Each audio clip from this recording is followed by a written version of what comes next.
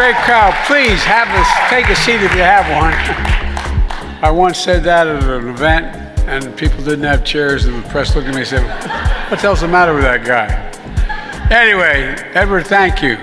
Sergeant First Class. I was telling him my son Bo, who I lost because of what happened in Iraq. Anyway, my son Bo, when he made Major in Iraq, I was there. I wasn't with him when he made that, when he got promoted, but I was with him later at an event, anyway, in Iraq. I didn't want to say where I was, but I said, Bo, congratulations, you're now a field grade officer. He looked at me and said, Dad, I don't know who runs the United States Army. Sergeants First Class run it, and that's a fact. So, Sarge, thank you very, very much. Folks, Governor Cooper and all the state officials here today, and by the way, you got the best governor in the country. Roy, stand up. No, I mean it.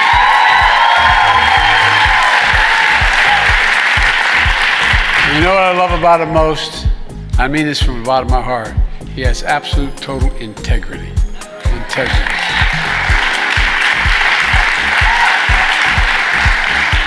Thanks for the welcome back to North Carolina, Gov. I appreciate it very much. I also want to mention Congressman Deborah Ross. Where's Deborah?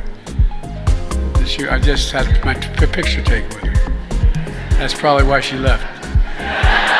No, all kidding aside. Anyway, she couldn't be here, actually. That's not true. I got it mixed up.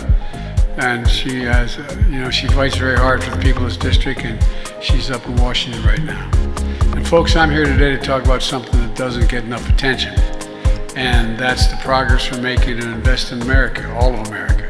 You know, there's a law written back in the 30s that says when the Congress passes a bill that has money in it to be spent to build something in America, whether it's an aircraft carrier or it's a highway or whatever it happens to be, that the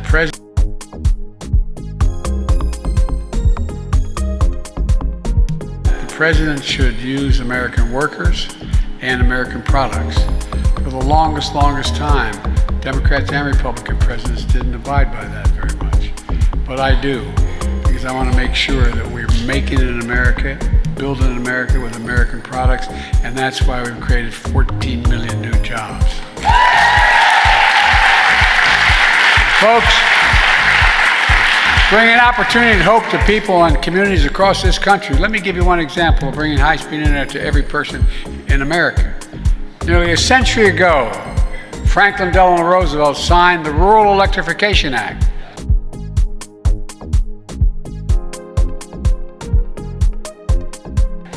Bringing electricity to every home and farm in America, because it was in cities, but it wasn't in a lot of rural areas. Because electricity had become an essential part of modern life. So he wanted sure everyone had access to it.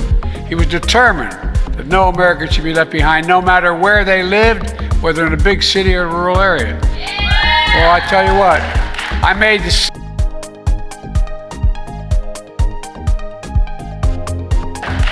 the same determination about our time, affordable, high-speed internet. It really is critical. It's just as essential today as electricity was a century ago. Who remembers, during the pandemic when schools were shut down, and Sergeant First Class mentioned it, kids weren't able to attend school, so they go online. How many of you spent time in McDonald's parking lots tapping into their internet so you could do the homework with your kid? Look, think of all the workers who need internet to do their jobs when they're working from home. So many are working from home, actually. Small businesses need internet to reach more customers here at home and literally around the world. And our seniors who need it in connection with their doctors through telemedicine because they can't make it to the doctors in person. High-speed internet isn't a luxury anymore, it's an absolute necessity. It's an absolute, no, it really is. And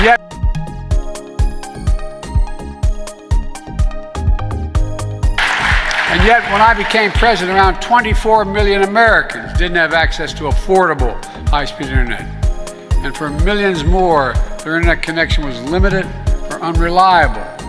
That's why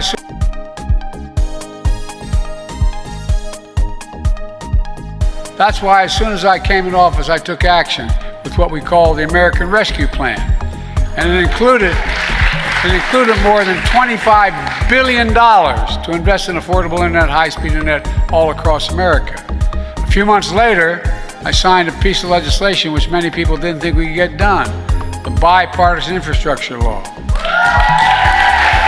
It's a once-in-a-generation investment to rebuild America's infrastructure, our roads, our bridges, our railroads, our high-speed internet, all of it paid for. And look, our goal is to connect everyone in America to affordable, reliable, high-speed internet by the year 2030, everyone in America. Just like Franklin Roosevelt did a generation ago with electricity. I promised to be a president for all America, whether you voted for me or not. These investments help all Americans in red states and blue states as well. We're not leaving anybody behind. Look around North Carolina, and with the leadership, fiber optic cable is being laid in the ground as we speak.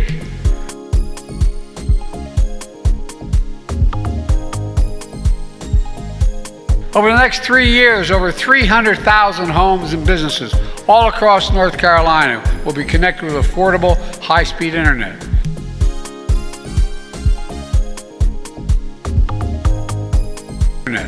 And today I'm announcing another major step. We're investing another $82 million to connect 16,000 additional homes and businesses, bringing high-speed internet all across the state of North Carolina, from top to bottom.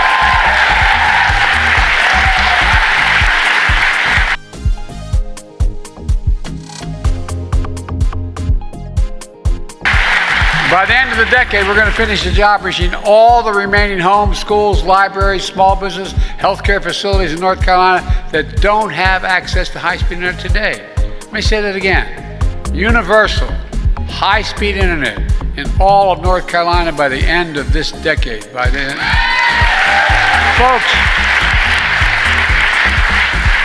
you just heard from Sergeant Smith a few minutes ago why it matters. He's retired Army, 22 years of service, which we owe him. He and his wife Emma live in Tar Heel, as he mentioned. North Carolina population, staggering population, 100 people. They've been using dial-up internet for years, just like everyone else in town. It took Edward far too long to download medical paperwork, as he mentioned the VA. It was hard for his grandkids who live nearby to use the internet to do their homework. And then thanks to the American Rescue Plan, which I signed into law, fiber optic cable was laid and the town got high-speed internet. And now Edward and Emma and the kids and the grandkids can use the internet quickly and easily, from getting care from the VA to doing their homework. Look, their neighbors include folks who can't attend local church services, he mentioned. They can stream these services at home every single Sunday. High-speed internet has been a game changer for their town in so many counties all across America. Look, and we're just getting started. But it's not enough to just have internet access. It needs to be affordable. So,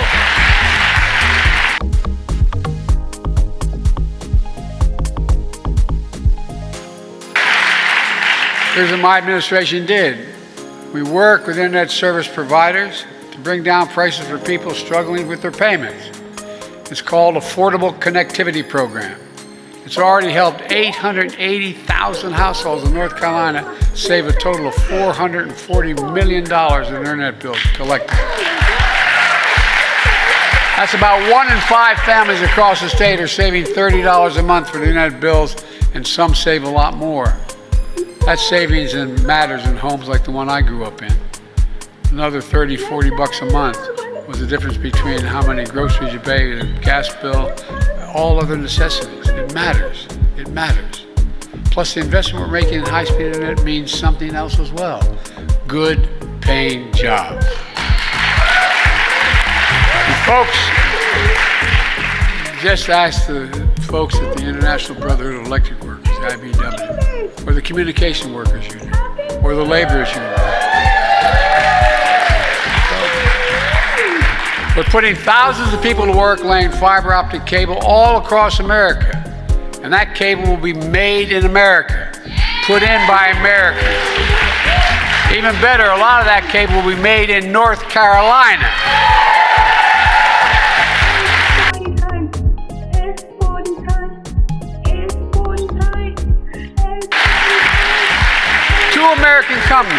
Two American companies, CommScope and Corning, are investing more than $550 million to manufacture fiber optic cable, creating around 650 good-paying jobs in Hickory, North Carolina. A single source. And there are going to be more. Already, 40% of all the fiber cable, optic cable in America is being manufactured in Hickory. And no, that number is going to continue to grow. Jobs are going to grow. And when jobs grow, everything grows. Everything grows. Everything in the community grows. All told, during my presidency, we've invested, and I know it's going to sound like not much to you all, but $11 billion in North Carolina. $11 billion in infrastructure, clean energy, everything from high-speed internet to clean water, new roads and bridges. For example, we're investing $1 billion, $1 billion, in a new rail line connecting Raleigh and Richmond, Virginia. Not only creating a whole hell of a lot of jobs, but it's going to take a lot of vehicles off the road. It's going to help with pollution, and guess what? It's going to cut the time. Well, let me give you an idea. Right now, the trip takes about 3 hours by train. With the new rail line, it's going to take you 2 hours. Think what that will mean to people traveling to work and visiting families. Think what it means in the reduction of highway bills. We're also investing $110 million to replace the Alligator River Bridge. Look, that bridge is a major hurricane evacuation route for the Outer Banks. So it's high time it get replaced because it's in trouble. The bridge now is far too low for boat traffic, which means cars have to stop and wait, sometimes several times a day, for the bridge to swing open so boats can pass underneath.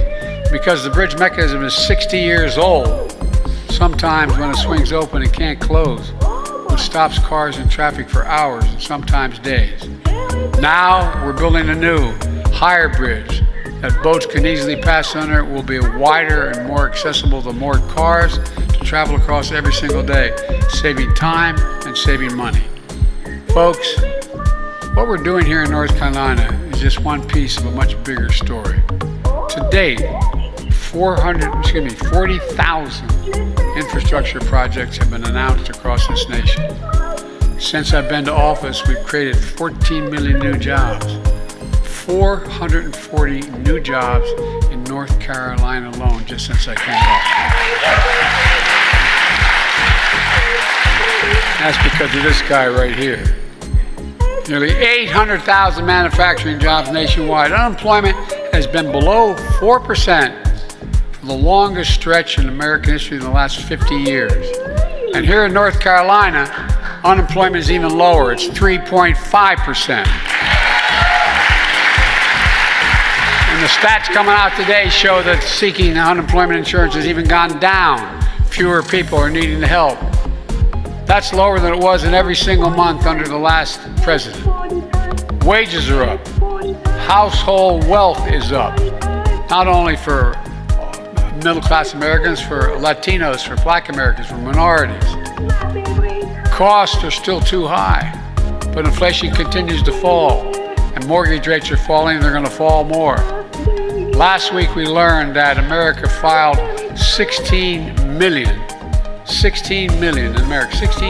new applications for businesses, for a new business since I became president. Folks, that's a record. Every single one of those new small businesses is an act of hope. An act of hope. It generates progress. People are beginning to have, and if you look at the consumer confidence, it's way up. 64%, I think maybe 62%. Americans think their personal circumstance is good and it's getting better. Meanwhile, thanks to the Invest in America agenda, private companies have invested over $640 billion, let me say it again, $640 billion in advanced manufacturing here in America. By the way, you know, we invented that little computer chip which everything from your cell phone to your automobile needs. Guess what? We used to control it. We got down to the part we hardly manufactured any of it. And so what happened when things went bad, we didn't have access to all those computer chips that would be made in Asia and other parts of the world. So I got in the plane and went to South Korea. And I said, why don't you come invest in America? One thing led to another. Over $50 billion, people coming to America, investing and building these computer chip factories. And guess what? It's just getting started. But guess what? The fact is that these computer factories, they build what they call fabs. They're about as big as a football field, and they manufacture these chips. You don't need a college degree to work in it. You know what the average starting salary is? $116,000. $116,000. And look, put it all together. America has, this is a fact, the strongest growth rate of any and the lowest inflation rate of any major economy in the world. In the world. We have a lot more work to do. There's no question our plan of investing in America and the American people is working. It's all part of my economic vision. Building an economy from the middle out, from the middle class out, and the bottom up. That way the poor have a shot, middle class does well, and wealthy still do well. Well, they got to start paying their taxes.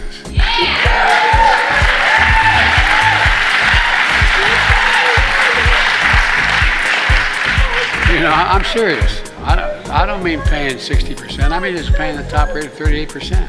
Look, folks, you know how many billionaires we have in America today? 1,000. You know what their average rate, tax rate, federal tax rate is? Federal tax rate is 8.5%. Raise your hand if you trade your tax rate for 8.5%. I mean, serious, think about this.